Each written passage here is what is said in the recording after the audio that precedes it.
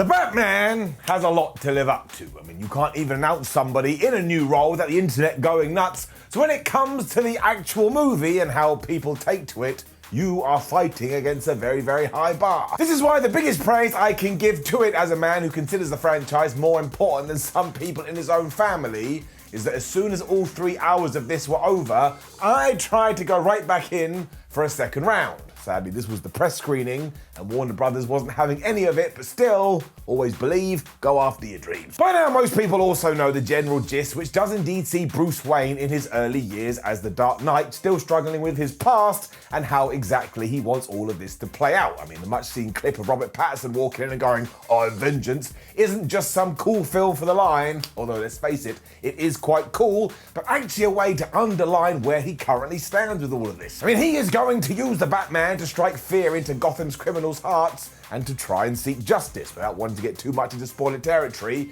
By the end of the movie, this isn't the case anymore because he is going to evolve throughout, and you and I are going to go on the journey with him. It is this take on the character which is so fascinating, especially because the first 30 minutes or so, you may actually be left scratching your head. I mean, Batman movies since about 1989 have mostly relied on hitting those big beats as soon as possible so you can shout out, "Yeah, get him, son," in the cinema.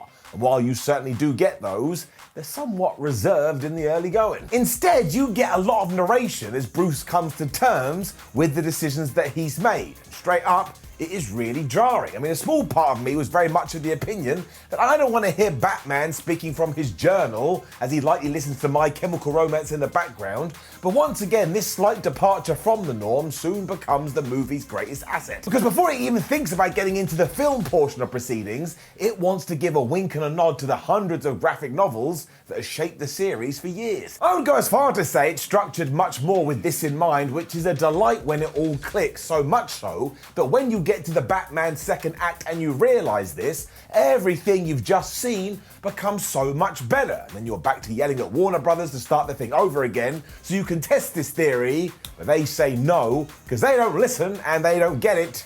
And no, I don't think I'm being invited back. Pattinson ties all this up wonderfully too, because the person he is when the credit rolls feels far different from the guy we do meet at the start. And there's certainly a lot of, "Oh, I'm so miserable, my parents are dead," especially when it comes to his relationship with Alfred, but that is the entire point. We meet Bruce Wayne at a period where he couldn't give a hoot whether he lives or dies as long as he's trying to live up to his parents' legacy. And if that happens to get him killed, so be it. Quite literally, nothing else matters. It means that he can be quite the dick in some scenes, a choice that only strengthens the similarities he has with the main villain of the piece, the Riddler. Paul Dano's interpretation has been pushed hard as one that's not pulling any punches, but nothing, and I mean nothing, will prepare you for how dark this guy gets. I mean, the first thing he does will make you squirm, and this escalates whenever he returns. And if you like what Jim Carrey did in Batman Forever, you may actually get up and leave, because this isn't that at all, ever. Now, nobody normal would ever describe him as a good person,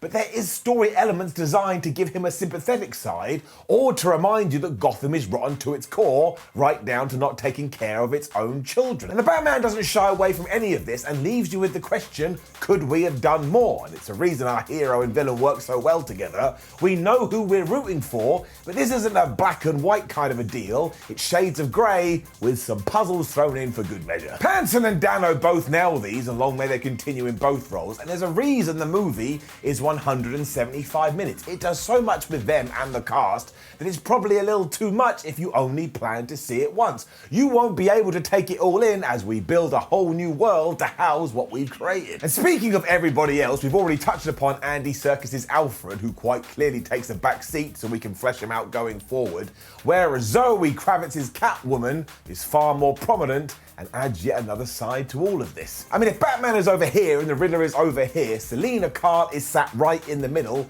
balancing the story out wonderfully. For starters, Kravitz absolutely smashes this with an air of confidence that probably demands its own spin-off, mostly to make up for that farce back in 2004, but her introduction also opens up the door for a few huge plot points that completely switch up our direction of travel. It's yet another huge tick for the Batman in the sense it makes confident decisions in order to shape its own lore, but it also ties in major characters so they are linked to each other no matter what we are going to do down the line. A lot of this has been inspired by stories that have been told in the comics themselves, but this also serves as an opening for yet more improvements. Like, if you're into the world and environment created by Bob Kane and Bill Finger, and you want to be teased like you've never been teased before, go and watch this. Be it who could be introduced, other individuals who to date we haven't seen on the big screen, even though we've had multiple movies, or potential narrative shifts director Matt Reeves has chosen to take. This has been loaded up like it's some sort of new Ben & Jerry's flavour of ice cream. I mean, you want some mother flubbing cherries? Well, here's some strawberries too. And you don't like fruit? Well, stick this chocolate in your mouth. It is nuts. It's why the running time is totally justified, and the way the Batman builds to its finale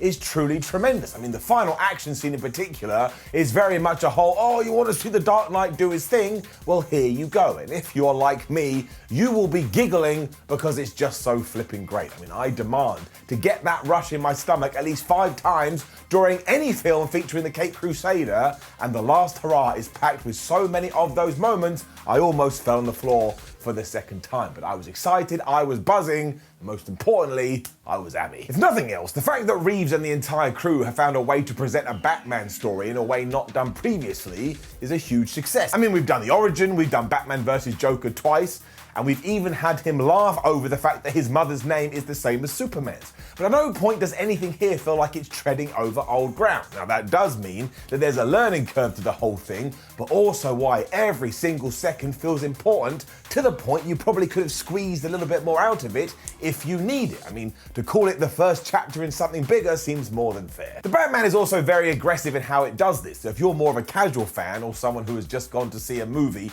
the barrage of names and apparent presumed knowledge may be a little bit too much, but that is where the aforementioned narration decides to prove its worth. I mean, it does risk falling into the whole I'm just going to explain the story territory, but I don't know how else you would get this done. The fans are the priority, with everybody else coming in second, and as a big Batman obsessive, I ain't ever gonna get mad at that. What's really lovely is that you can't do it justice without going full in with the spoilers, but much like any superhero adaptation in 2022, that should always be the way. I want to walk away debating why a particular name flashed up on screen for just 1 second, or who the hell was that in Arkham Asylum. I'm 99% sure I already know, but until I see it play out, it cannot be confirmed. The conversation that can continue even when you're done sitting in a darkened room is endless. I'm constantly thinking of new takes, and I'm desperate to share them with whoever who will listen. A perfect example of this is that we've got to this point and I haven't even talked about Colin Farrell's The Penguin or Jeffrey Wright as Jim Gordon, both of who are excellent. There's also the fact that arguably, maybe for the first time in any Batman film, we actually get to see him acting as the world's greatest detective. And while this may have been a little bit overpronounced during the build to the whole thing, to suggest that this hasn't been inspired by 70s film noir would be doing it a massive disservice. It's also crazy, crazy dark and screwed up.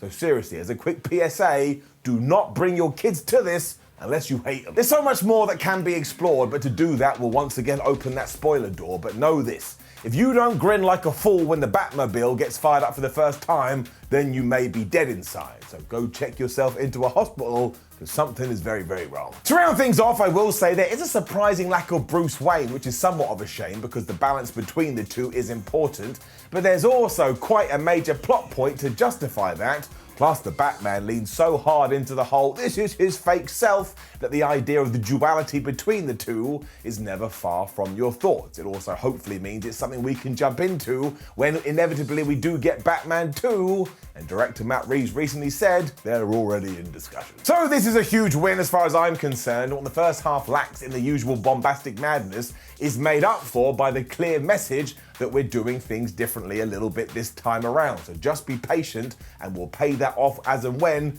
with the smaller details that have already been established. As a final line, I will without doubt be seeing it again as soon as it is out in the wild, and then probably going the next day after that too. And I would imagine a lot of people, you included my friends, will feel exactly the same. So we don't really give out review scores here on What Culture, but what I will do is I'll take my finger and I'll point it in the up direction and say, I think the Batman is very, very good. Now, please do leave a comment below and let us know what you think of the Batman or thought of the Batman, depending when you are watching this. Like the video, share the video, and subscribe. Head over to whatculture.com where you can read a bunch of articles about the Batman and other movies. Make sure you come follow us on social media, and we have other videos. Pick one, watch it. My name is Simon from What Culture. Thank you for joining me as always. I truly hope you do enjoy the movie as well, and I'll see you soon.